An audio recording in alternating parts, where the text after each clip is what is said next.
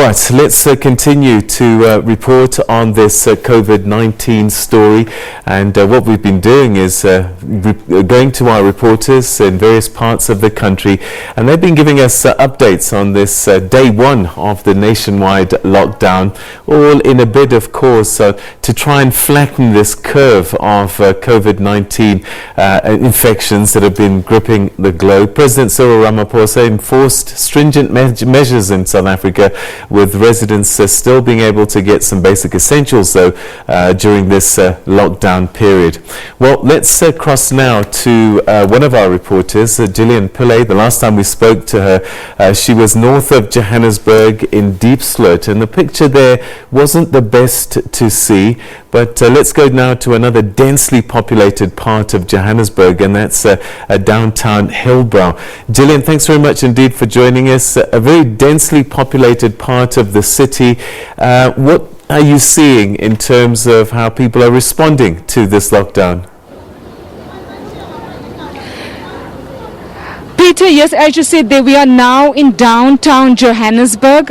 We actually last night, we were part of the countdown into the lockdown. It was a very different scene from what we are seeing now. A similar long snaking queues again at a popular wholesaler.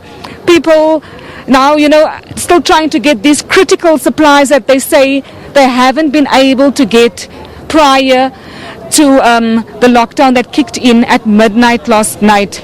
There's still a lot of activity here in downtown Johannesburg, a lot of people just hanging around corners, and I'm going to ask my colleague Mike Lingani if he can give you that kind of a picture just of the street scenes that we are seeing here in Hillbrow.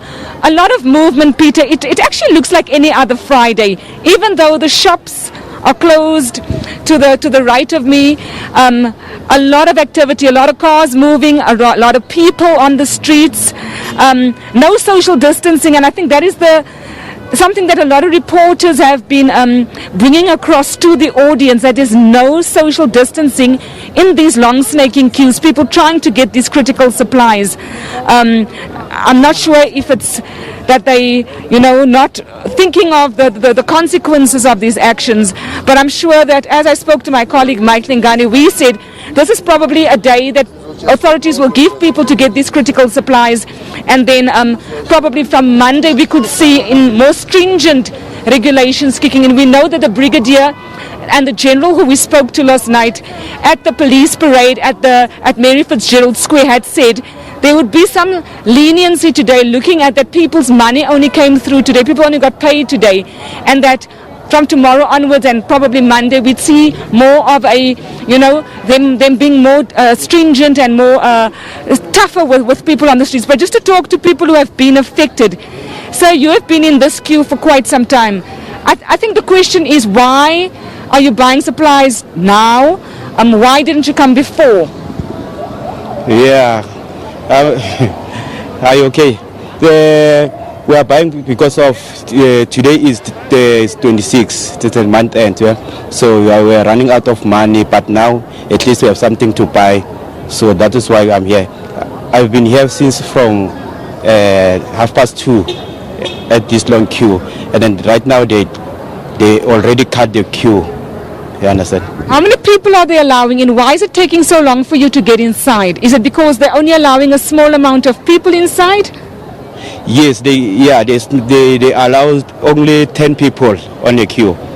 So that is why sometimes they take 10 people to inside the shop. They don't want the crowded people inside the shop. Yeah. How are you feeling about the regulations that the president put in place? He said there should be a lot of distancing between people. We're not seeing that here. Are you not worried about your health, looking at the fact that 2 people died from the virus? Is it obvious? Is it obvious? We are already on the crowded queue, so the queue is not controlled. So even at our house, we don't have nothing to eat. So that is why we are here at the queue. But police presence, have you seen police trying to enforce these regulations? Yeah, the police were here. They were forcing us. Sometimes we're running away because they were busy. I don't know. Okay. Sir, you said that you're going to struggle to make ends meet because you're self-employed. Definitely it's like that because, and even those people who are working, you never give the people notice just 1 week, say it is a notice. And is during the month, it's not in the month end. So government must think before we act that said. Notice must be month end, all people with the time we have the money to go to buy the things. But when we are giving the people notice, we never said 1 week. Must give the people notice 1 month notice or 2 weeks notice. But when we are putting the deadline, must be the month end. All people have the money. How are you going to make ends meet with 3 weeks of lockdown? It's going to be difficult because like me, I'm self-employer. I'm not working anywhere. So I don't know from now, those 3 weeks, what I'm going to do. Because I don't have money today. So what about those 2 weeks come? What are gonna do? Why maybe you didn't plan those people not working before you give those notice? And those people said you're gonna, you see these streets got the people who running there in the street, who sleeping in the street, who working in the street every day. What I said about them, because now you still walking in the street, said you're gonna be police here and the soldier. I don't see anything. I see here like it's a normal day. I see it like it's a normal day. I never see any difference. But any difference I see is those queue. That's difference I see. Peter, as you hear they feel there's a very little police presence. We also haven't seen any soldiers on the streets. A lot of them really concerned about how they are going to make ends meet, looking at the 3 weeks of lockdown. As you know, a lot of people are self-employed. A lot of people are relying on piece jobs, and with the lockdown, all of that is now out of the equation, Peter. Gillian, that's where we're going to leave it. Thanks very much indeed for that update.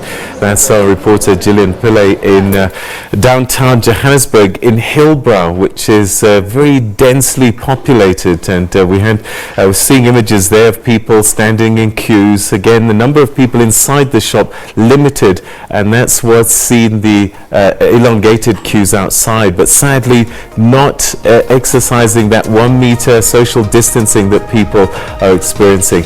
And the visuals that you can see on the bottom right-hand corner of my screen now is Alexandra Township in just north of Johannesburg, and that's another area that we were hoping to go to, where Makakhetla Mutlabe has been, an area he knows well. And he also says that social distancing is something that's not being observed very well.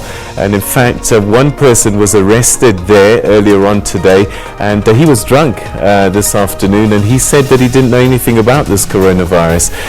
But you can imagine how difficult it is for a lot of people in these densely populated areas, where a lot of people perhaps are stuck in small rooms, and that the temptation to go outside and break away from this protocol is much greater.